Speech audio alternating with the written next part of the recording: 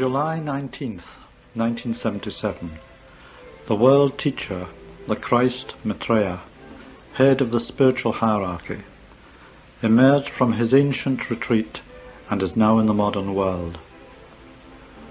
With his disciples, the masters of the wisdom, he will inaugurate the new age of synthesis and brotherhood.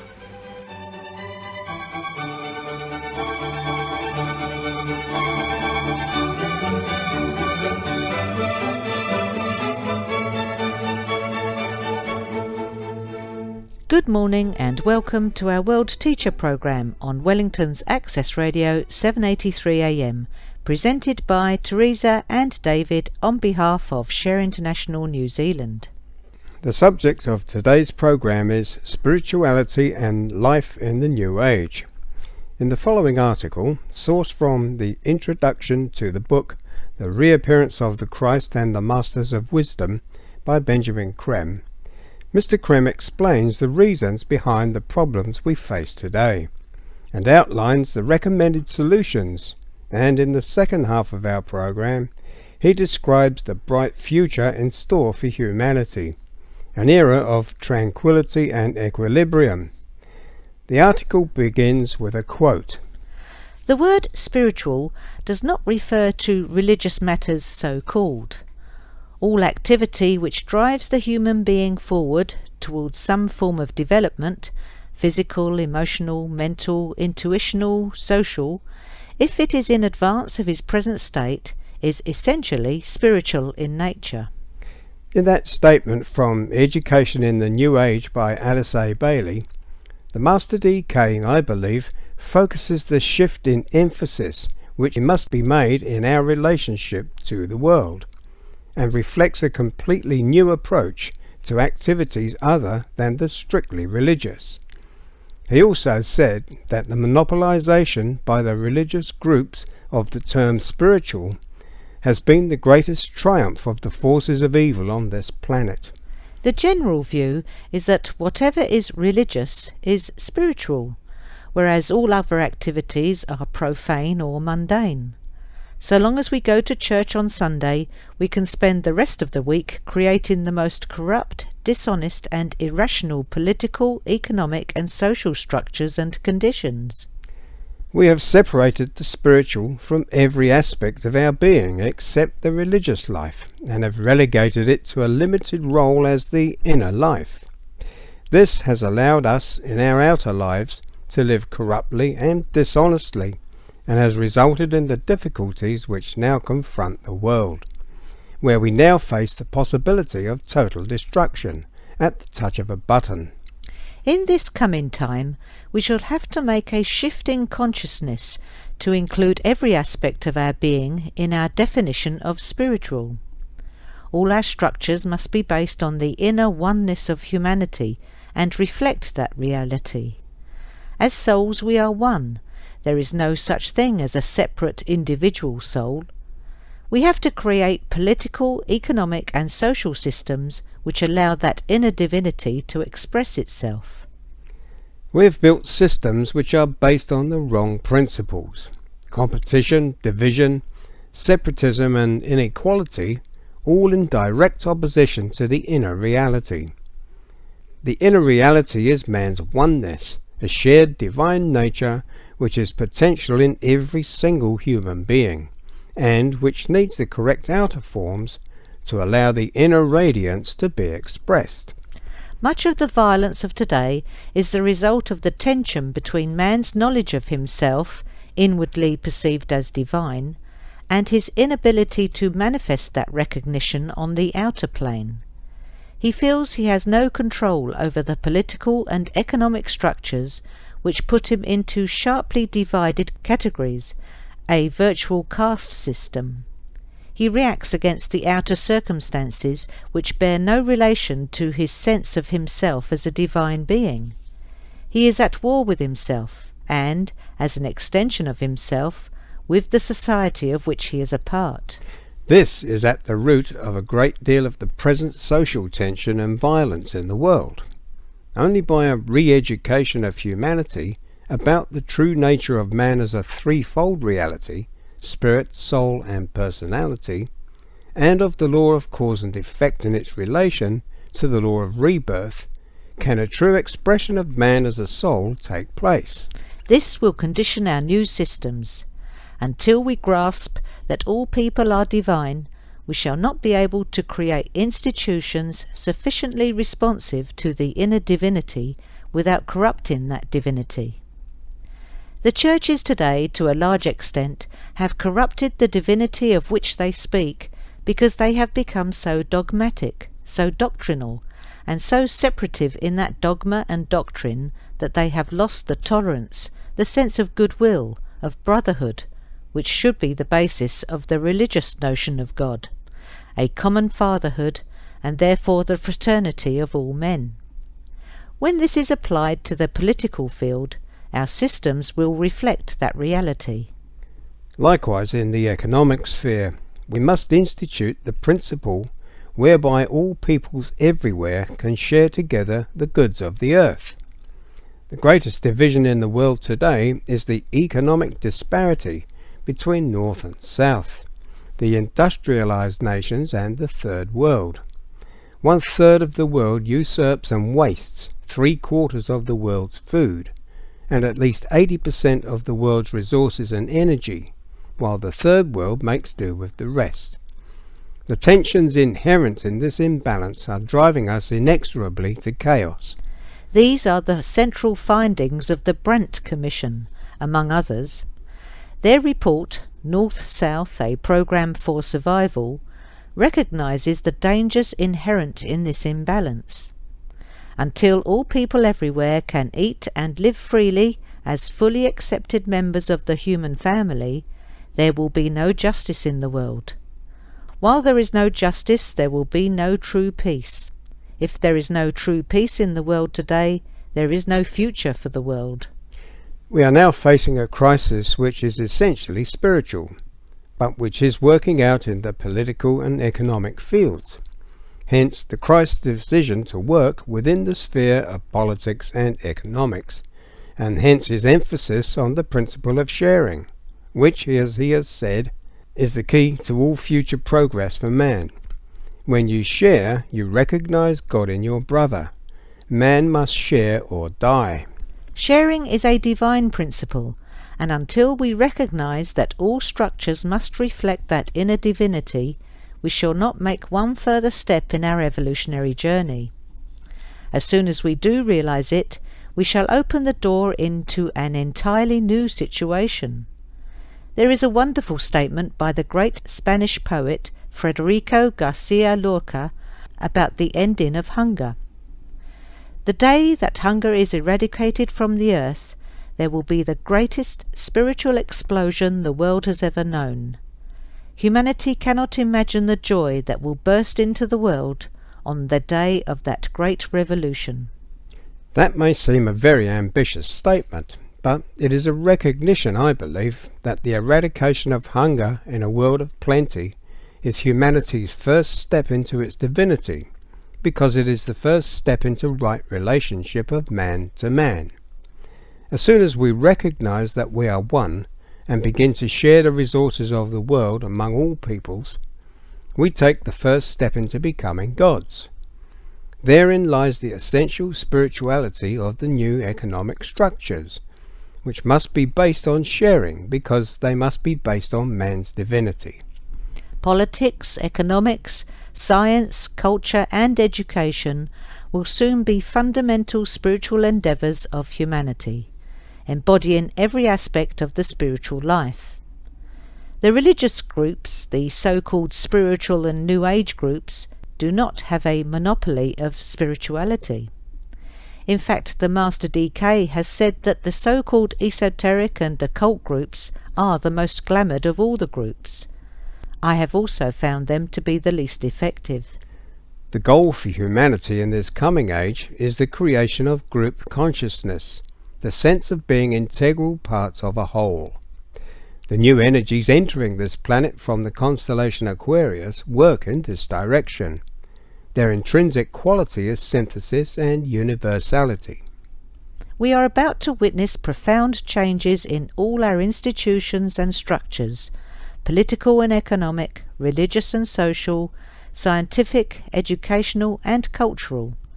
These changes will take place as humanity grasps, stage by stage, its essential oneness and adopts the measures necessary to implement that oneness. When we have accepted the principle of sharing, which will be forced on the governments by world public opinion, each country will be asked to make over, in trust for the world, that which it has in excess of its needs. Every country will be invited to make an inventory of its assets and needs. Fed into computers, these statistics will provide a United Nations agency set up for the purpose with the information on which a rational redistribution of the world's resources can take place. In this way, a better balance between the developed and underdeveloped world can be achieved. It has been estimated that the redistribution program will take 2 to 3 years to implement. The plans and blueprints for the scheme, drawn up by high initiates, economists, financiers and industrialists of great achievement, have long been in existence, awaiting only the demand of humanity for their implementation. A sophisticated form of barter will replace the present economic systems. There is no doubt that there will be opposition from those more privileged members of society, who will see in the changes which must take place a loss of their traditional status and power. But the need for change will become so overwhelmingly obvious that they will find themselves increasingly powerless to halt the momentum. For several years in 5 major centres, New York, London, Geneva, Darjeeling and Tokyo, groups have been trained by a master in the precise legislation which will change our present chaotic political, economic and social structures along more rational and more spiritual lines. With the minimum of cleavage, the minimum disruption of the existing social fabric, far-reaching changes can be expected over the coming years. The democratic system will still hold and will be seen to be right and effective when it is, for the first time, truly directed to the common good. The participation of all sections of society in the construction of the new social order will ensure the speedy adoption of the measures necessary for its implementation. The United Nations is the blueprint for a future world government of federated independent states. It is not part of the divine plan that the nations should live under one political system. Democracy and communism are each the expression, more or less distorted, of a divine idea. In their eventual perfect expression, each will give to the world a model of social organisation suited to different peoples in different circumstances. Unity in diversity may be said to be the keynote of future political groupings.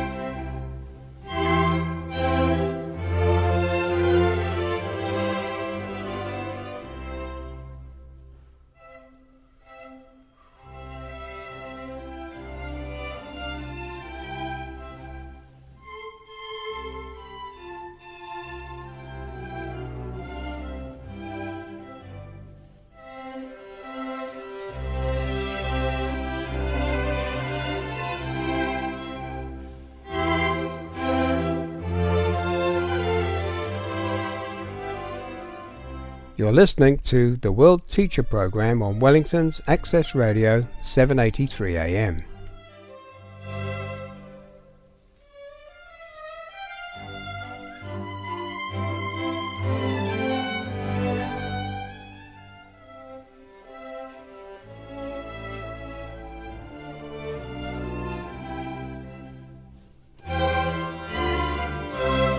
Mr. Creme continues. Profound changes are already taking place in the industrialized world with the advent of microtechnology.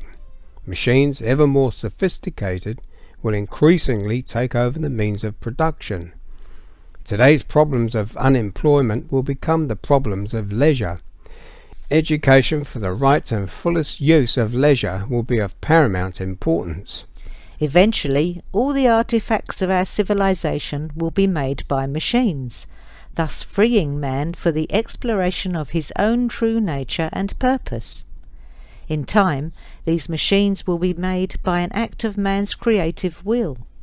We have as yet scarcely touched the surface of the potential of the human mind. The immediate need is to transform work processes, to free from mechanical drudgery the countless millions who now know no other meaning in their daily work. This from Maitreya's message number 3. Let me take you into a world where no man lacks, where no 2 days are alike, where the joy of brotherhood manifests through all men. The advent of the Christ and the emergence of the Masters of Wisdom will bring an enormous sense of relief and reduction of tension to the world. The gain in physical and emotional well-being will be considerable. Much of the physical disease in the world today has a psychic cause. The strains, the tensions and fears inherent in our divided society and world. Given true hope for the future, the general health of humanity will improve. Quite apart from this, new approaches to discovering the causes of disease will be made.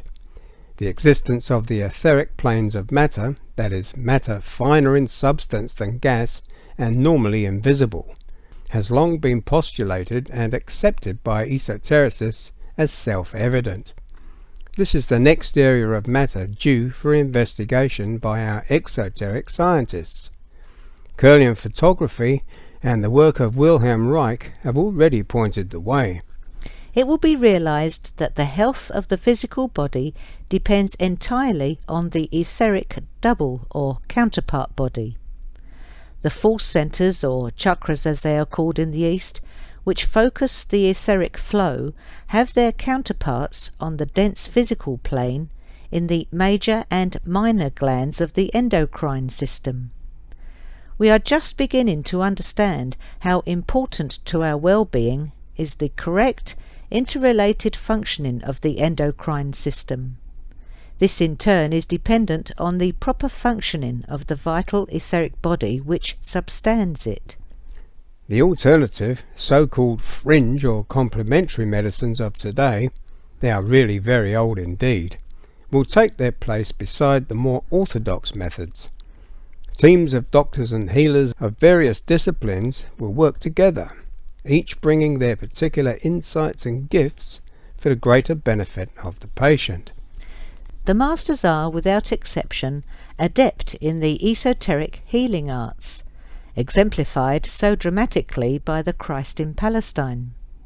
Their inspiration and guidance will quicken the pace of experiment and discovery, and lead to results undreamt of today. There is, parallel to the human, another great evolution, the angelic or deva as it is known in the Orient, which has much to give and to teach humanity in connection with disease and its cure. In the not too distant future, very real contacts will be made between the two evolutions, which will result in a great expansion of man's awareness of his true nature and of his place in the scheme of things. This whole subject is so deeply esoteric and abstruse that only the briefest mention of it can be made here. Certain diseases such as syphilis, tuberculosis and cancer are endemic in humanity and unbelievably old. It will take a long time to rid the world entirely of these scourges, but eventually it will be done. And in the meantime, enormous strides will be made in their control and in the amelioration of their effects, as is already the case with tuberculosis. The universal adoption of cremation as the only hygienic method of restoration to the earth of the body after death will speed this process. For countless ages, through burial, diseases of the physical body have been absorbed into the earth to be reabsorbed in vegetable and animal tissue. This has occurred for so long that the earth itself is contaminated. The coming age will see certain profound changes in human perception, which will give to humanity an altogether deeper and richer experience of the reality in which we live. Telepathy and etheric vision will become part of normal human equipment, rather than being, as now, relatively rare. We are all telepathic. We share this faculty with the animal kingdom. But with most of us it occurs unconsciously, spasmodically, without any control or intention. Gradually, in this new age now dawning, telepathy will become the normal mode of communication between people at the same stage of evolution. The Christ's overshadowing of all humanity on the day of declaration foreshadows the future ability of humanity to communicate mentally, telepathically, at will over any distance. Lying will automatically become impossible, and speech will gradually die out. One of the most profound changes which will take place will be in our approach to death. Man will lose his fear of death. Humanity will come to accept and understand the law of rebirth, that the death of the body is but the transition into a new and freer state, that the soul in its long journey and incarnation takes vehicle after vehicle through which to reflect itself on the physical plane. Death will lose its terror. When the body is old and depleted in strength, death will be cheerfully sought as the doorway to renewal and further experience.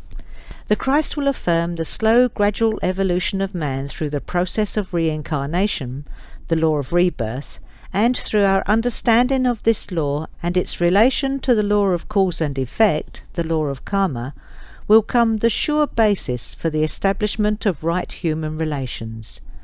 We will come to understand that our thoughts and actions from moment to moment set in motion causes whose effects make our lives for what they are, for good or ill.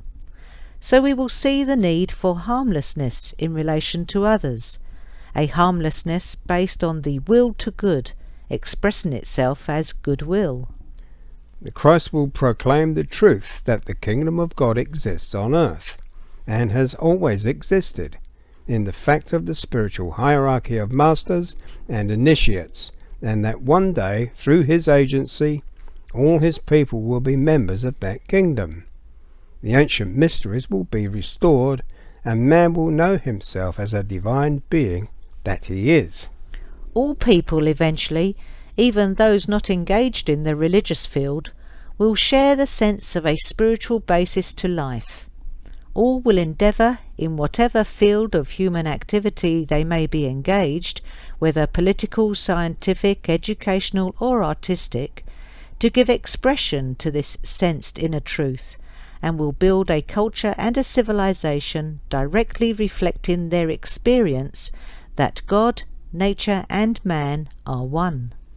Then revelation will follow revelation, until we find ourselves in possession of that knowledge which will open for us the secrets of life itself, and will allow us to become conscious creators and co-workers with God.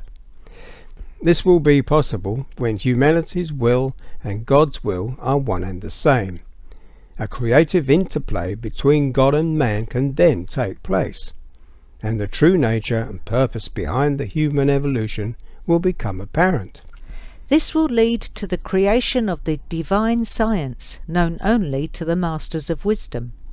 One day, through man himself, this science will become the instrument whereby the forces of the universe can be harnessed and utilized in the service of the divine plan, to further the evolution of all kingdoms in nature.